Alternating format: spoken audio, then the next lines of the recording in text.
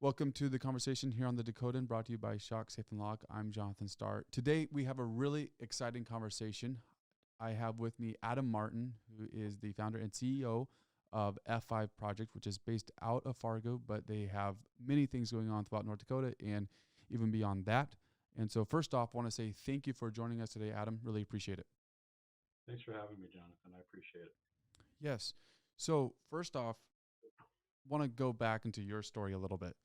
Obviously, the F5 project was founded in 2016. But before that, you have talked about openly how that F5 came from the key on the keyboard, F5, refresh the web page, hurry up, let's load, and giving people a new chance at life. And that's because you yourself had to go through that 5 felonies. Tell us a little bit about your past. Yeah. What not a lot of people know is that the the name was kind of a double entendre, right? So it was 5 felonies. That was why I named it F5 because it kind of stood for felony 5, right? Okay. And then I met Doug Burgum, Mm-hmm. and he comes from the tech space, so he immediately thinks of the F5 key, and he's like, "That's kind of clever." And I was like, "What do you mean?" He was like, "Well, you named F5 after the refresh key." Yeah. And I was like, "Well, I suppose we did." Yeah. So it was just a double. It kind of started as a double meaning. So Right. um, my background, depending on how far back you go, I'm an Army brat. My mom and dad met in the military, so and they both struggled with alcoholism and addiction. More my dad than my mom. My mom, it was more of a response to the trauma that she went through with my dad. My dad Okay. kind of just brought that with him. I have a brother, and then I have a couple other brothers, from different moms. And it was just, to be honest with you, Jonathan, like, looking back at all the damage or the trauma or the behavior issues or Mm-hmm. whatever, it was all pretty typical as a kid.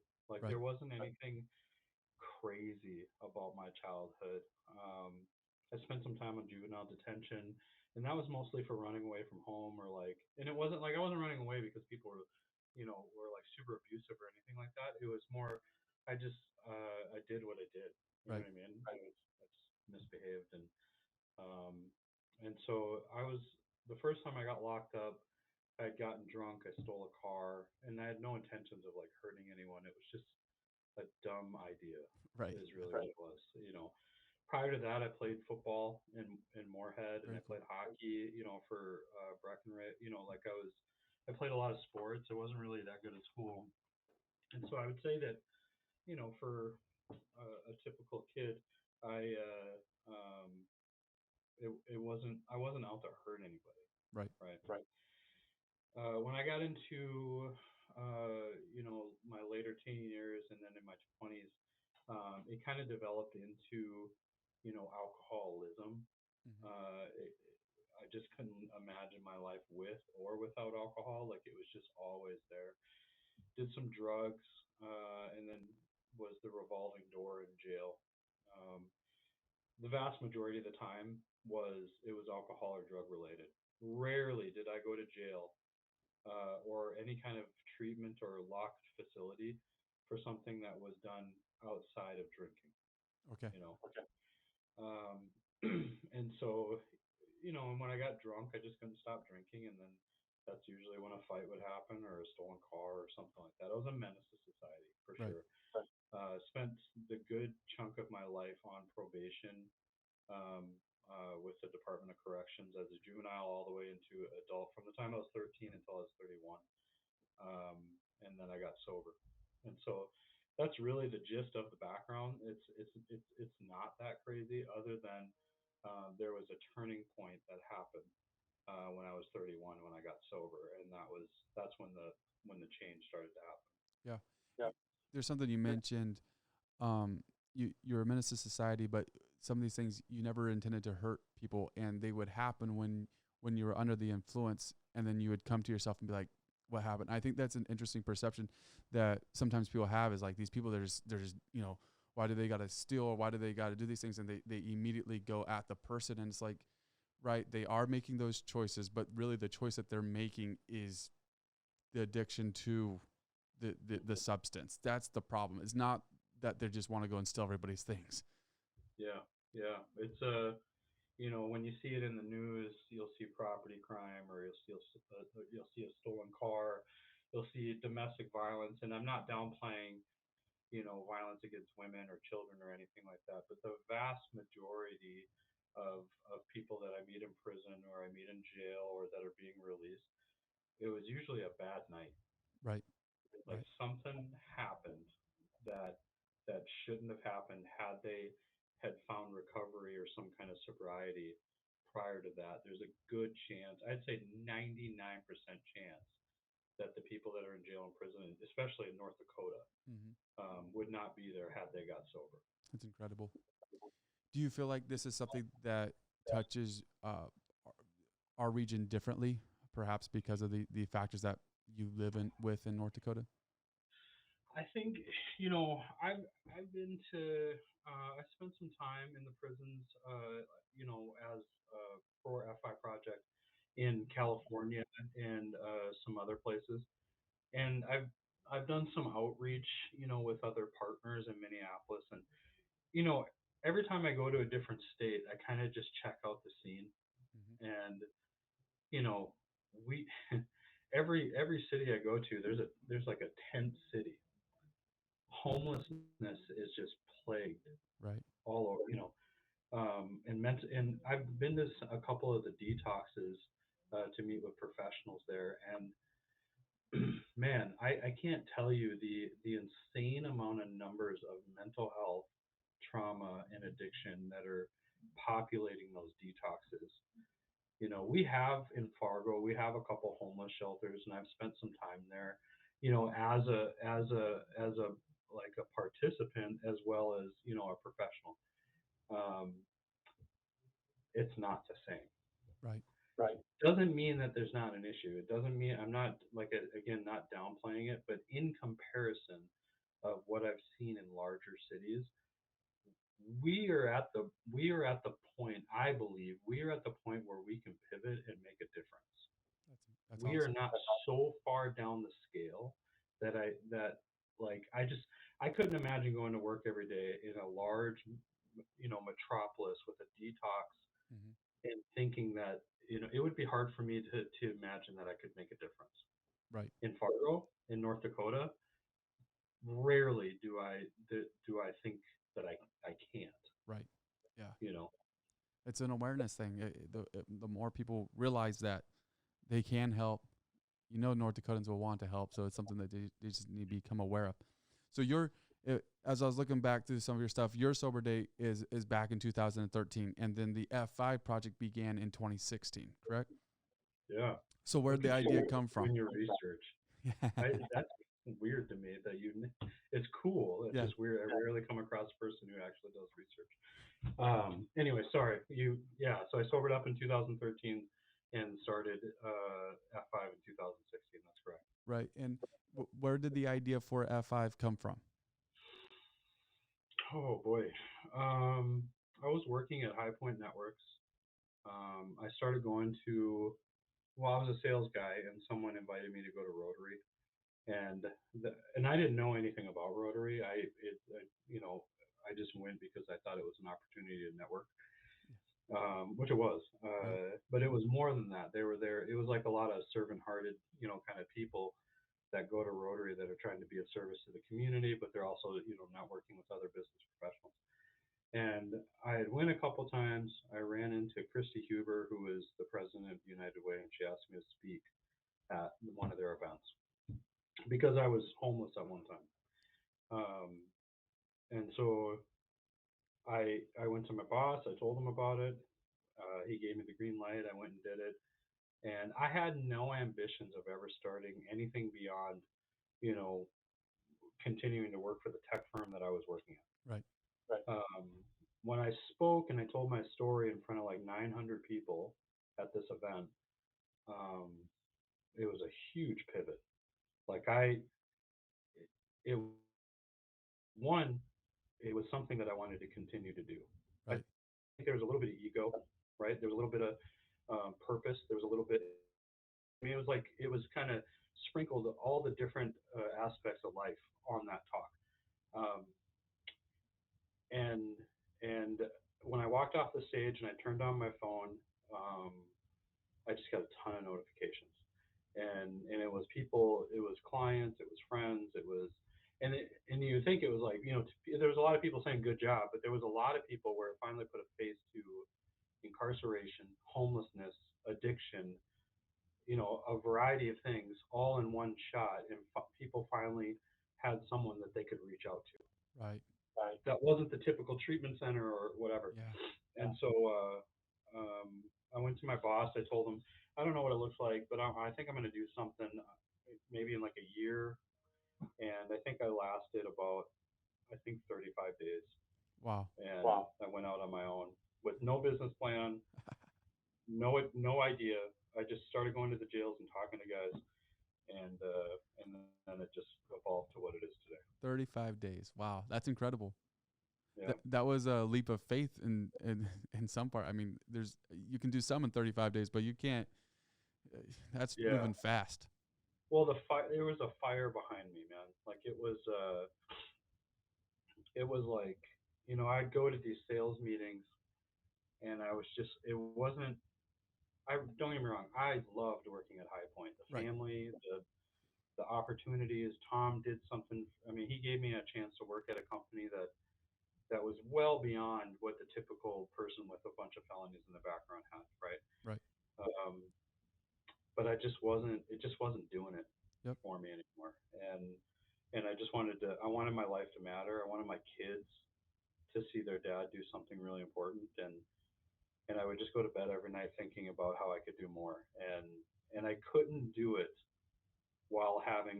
I couldn't do what I wanted to do while having a full-time job. So that was the leap of faith.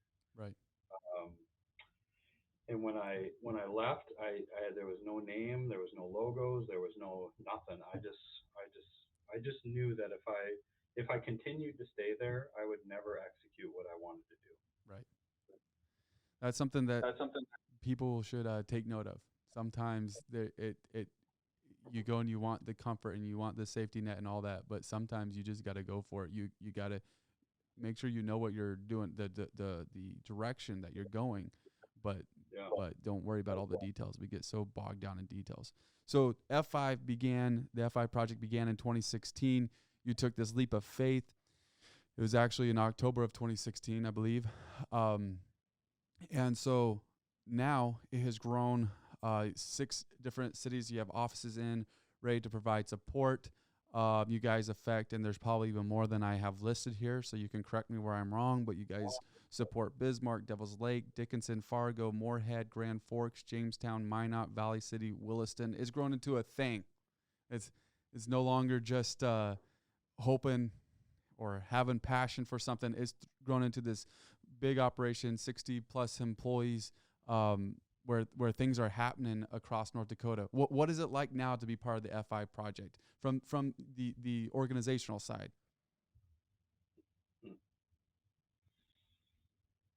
Well, you sure know how to get a guy emotional.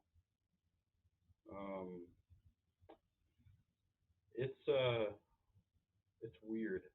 Mm-hmm. I don't know. I mean, we had a leadership retreat, dude. Okay. We had one. Yeah. Like it's weird. Right. Yeah, it's weird to me that back in 2013, my only agenda was just to go into the jails. Mm-hmm. That was it. Like there wasn't an actual business idea. It was I'm just going to put forth the effort and see what happens, and if it turns into something, awesome. If it doesn't, I'm just going to keep going to the jail. Like right. It was, and then people just kept joining on, and then it turned into something. And so now, we have 60 staff. We have F5 in all those areas that you mentioned. We have a treatment center called the Ridge, okay, in Fargo that already has 20 staff. We started it a year ago. Wow. And so it's weird to me because it's like, when I get asked that question, I always think about the time I was sitting in jail and I was staring at the wall, and I thought to myself, this was the exact thought was, this is the best my life is ever going to be. Wow. Wow. Like, I'm going to be in jail for the rest of my life eventually, Hmm. and I might as well get used to it. Like, I need to stop having my family come and visit me. I need Wow. to I need to disassociate myself with everyone because all I do is create damage, and I'm just a menace to everyone around me. Like that, those are the thoughts that I used to have. So when people like you ask me that question, like what does it feel like now? Um, it's just weird. Right. Like I can't explain it. It's just weird. Like I'm not supposed to be here. Yeah. That's incredible. You know? That's Yeah. incredible. And I think it's really neat how we've already alluded to it some, but how the story goes where you sat there and now you know, and oftentimes stories end up going full circle, but you know the pain of that, and now you're able to go back to those people that are in need, that are sitting there with the same thoughts that you think, and you're able to, like, hey man, I was there, and this is what your life can look like if you commit to making a change.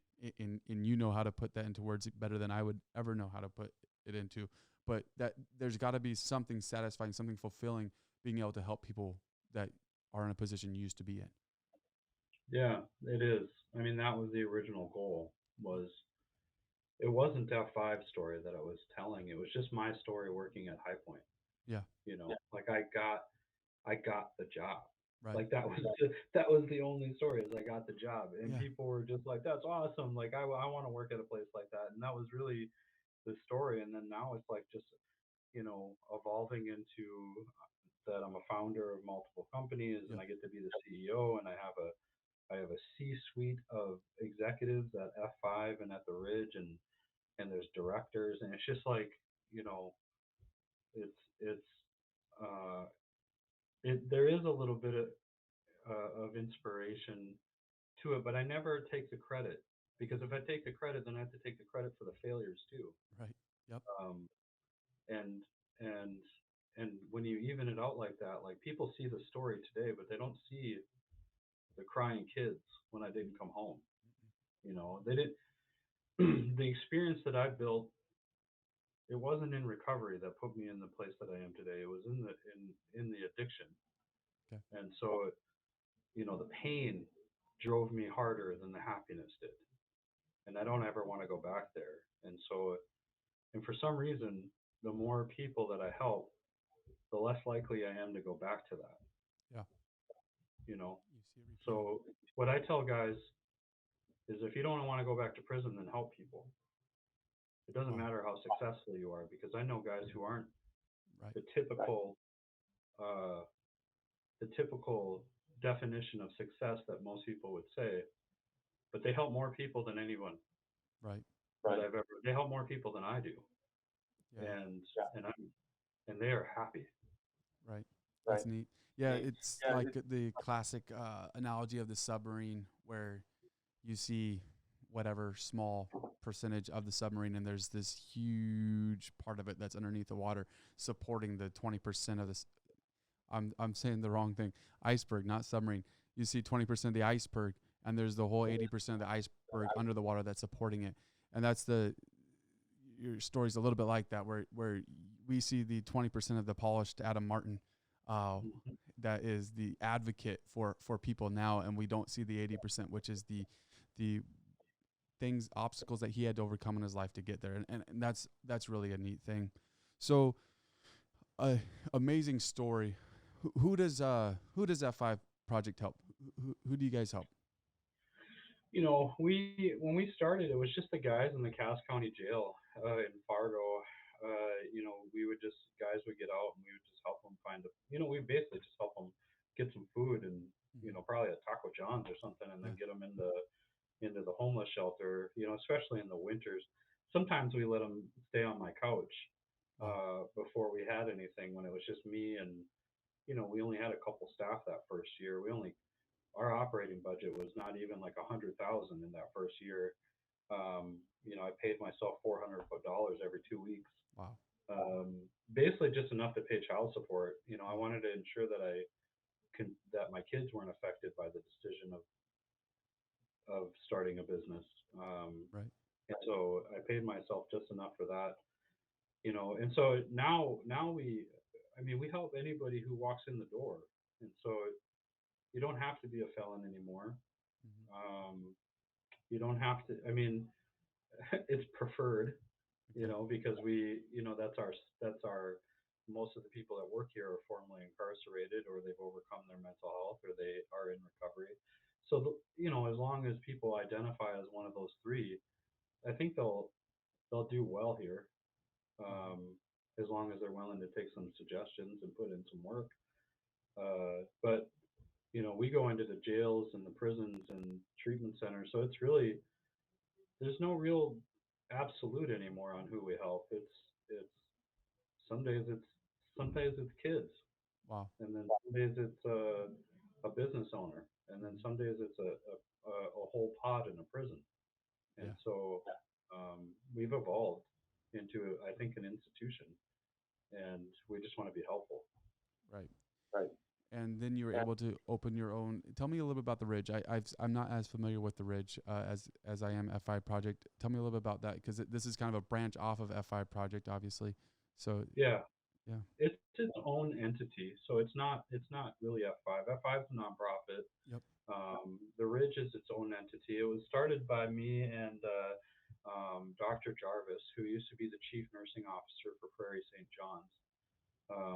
She left there a little over a year ago and approached me about opening up some sober houses.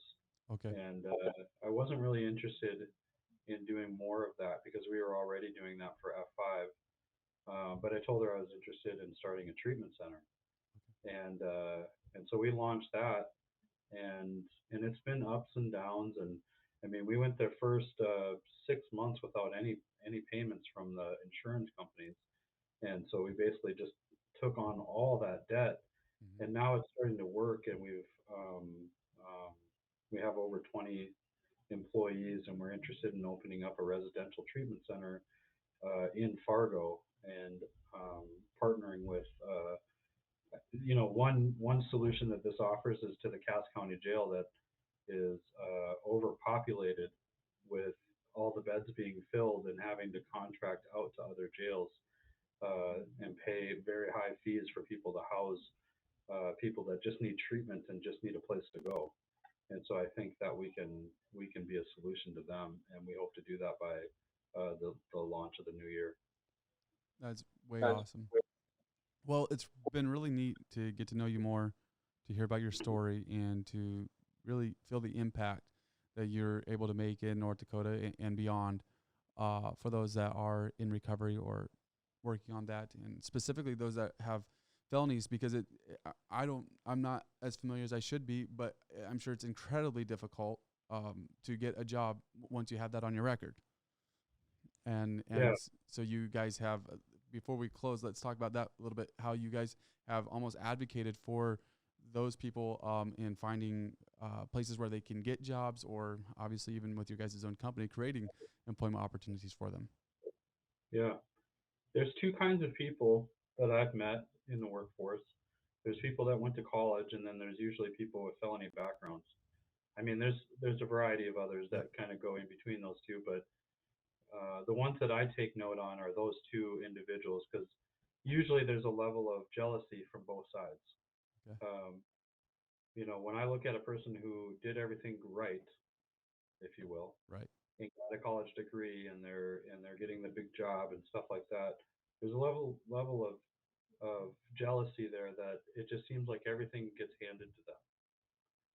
Hmm. It's not true, but it's a little more true than being a felon. Yeah.